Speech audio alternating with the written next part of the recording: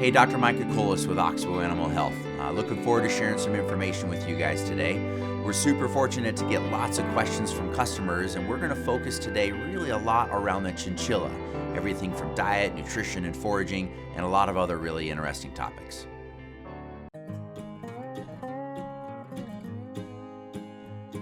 So one question I get a lot, not just with chinchillas, but with all animals, especially rabbits, guinea pigs, and other hindgut fermenters, is how much hay should my munchkin eat? And I think it's really important that we stop and not get really caught up in a specific amount. As pet owners, we naturally want to measure out, we want to pay attention to a specific quantity, but with hindgut fermenters, because forage, all kinds of different types of hay is so essential, what we want to really focus on is that fresh, clean hay is available all the time. We know they're going to eat on it, they're going to sleep on it, they're probably even going to poop on it a little bit.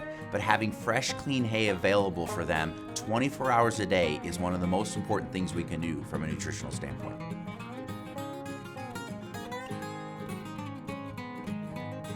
You know, one question I get a lot is that one day my chinchilla eats more hay than the next day. Is that something I should be concerned about?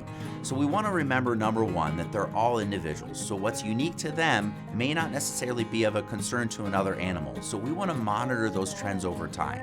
Slight variations of more hay one day and less hay the next day aren't necessarily a concern as long as their attitude is good, their activity level is good, they're still producing normal amounts of stool. In terms of should we supplement them on days where they don't eat as much hay, that's not necessarily something I would automatically do. Now, if you begin to see a gradual reduction in the amount of hay over time, that's something that you would definitely want to talk to your veterinarian about, but I wouldn't automatically supplement on days where they don't eat just as much hay.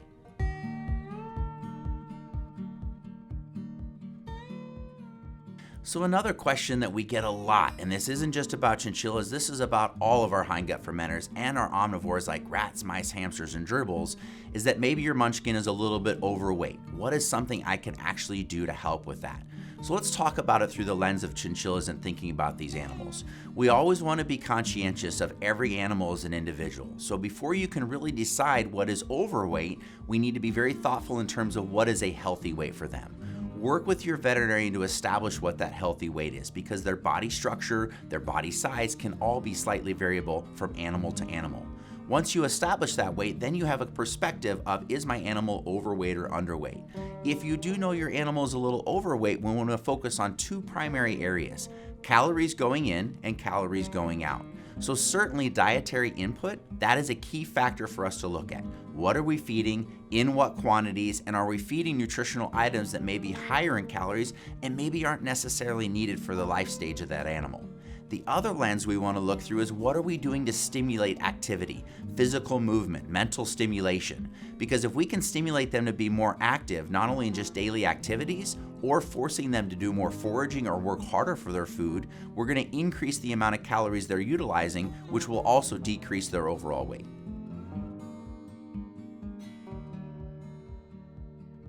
So what about Timothy or any of our grass hays versus alfalfa in terms of the macro ingredient in pellets? What are the benefits? What are the pros and cons?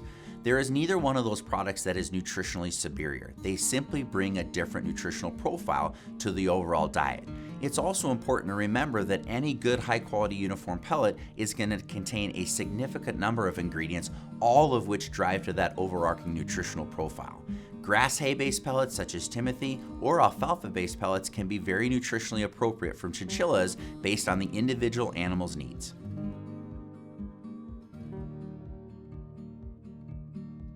So what about gluten in chinchilla pellets? Well, we obviously know that gluten is a spillover from the human health market, and that doesn't necessarily mean that it's a bad question, but we want to really clearly understand that humans are omnivores. That's a dramatic difference than chinchillas, which are herbivores.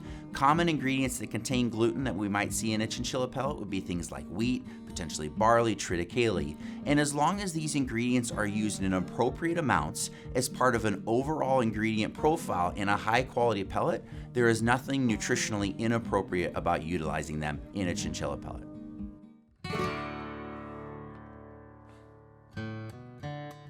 So we also know that as individuals, they're going to have their own unique choices that may not necessarily make sense. I've had numerous owners talk to me about the fact that their animals prefer hay that is not as green, not as lush, and not as leafy, and instead prefer potentially a pale hay or a yellow hay or even brown components of hay. And so I get the question, is that bad? Is that wrong? Well, what we know through a lot of testing is that nutritionally, there's very little differences between brown leaf hay, green leaf hay, or even hay that might be a little yellow in coloring. As long as that hay has been cured appropriately, there's not necessarily any risk to the animal whatsoever. Our goal should always revert back to the bigger the diversity of grass hays that we can feed, the better off that animal is going to be.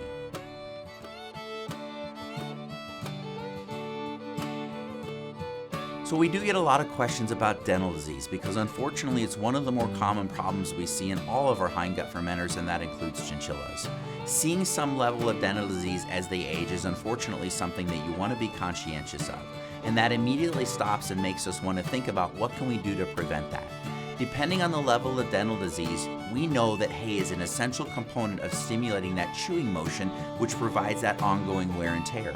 If they get to the point where the dental disease progresses to the point of causing oral pain, unfortunately, one of the first things that we'll see is they don't want to chew as aggressively. They don't want to chew down that hay, which doesn't provide that wear and tear.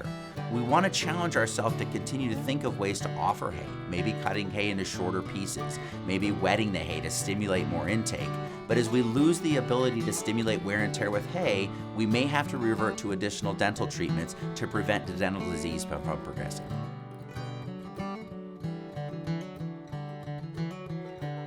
So one of the things you've heard me talk a lot about is what do we do with the hay in the cage that they don't eat? They're going to eat a large percentage of it, but it's very normal for them to leave some stems or to leave some smaller parts of the hay. I don't want owners to automatically think they should remove that. We want to stimulate that animal to ingest the majority of that hay. But if that hay becomes wet or soiled, then we can potentially run into other quality factors, and at that stage in the game, we will want to remove that hay. Don't hesitate though to offer fresh hay and to mix that in with some of that residual hay, because it's very likely that your animal will re-ingest some of what was left over.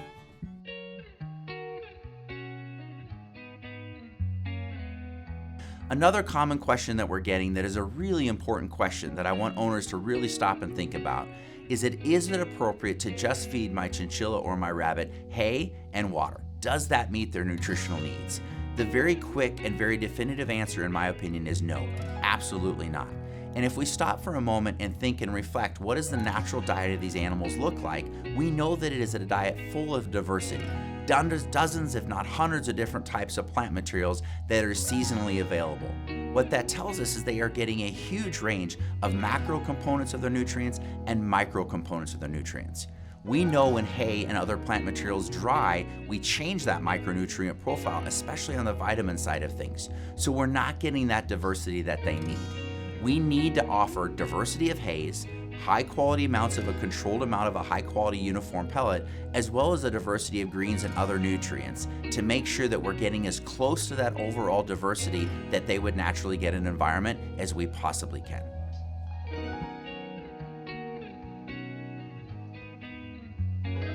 So I've talked a lot about the importance of feeding an animal as an individual, and that's always the kind of mindset and the approach we want to take. But sometimes that's a little bit challenging in a herd health environment where you have multiple animals that have unique traits to each single one of them. One question I have gotten repeatedly, specifically in chinchillas, is that certain individuals in a home environment tend to lose more weight or potentially change their feeding patterns while they're molting. So as an owner, how are we supposed to address this? Recognizing things that we can monitor with each animal in terms of how they molt, and more specifically monitoring things like weight, is a great way to kind of evaluate or quantify the actual impact to the animal. That would allow us to potentially supplementally feed that individual animal if they might need a few more calories or a little bit more fiber at that stage in the game. But in general, most of these animals can tolerate those natural variations as they go through seasonal changes by just ensuring that they have a high quality diet with the right amount of nutrients available at all times.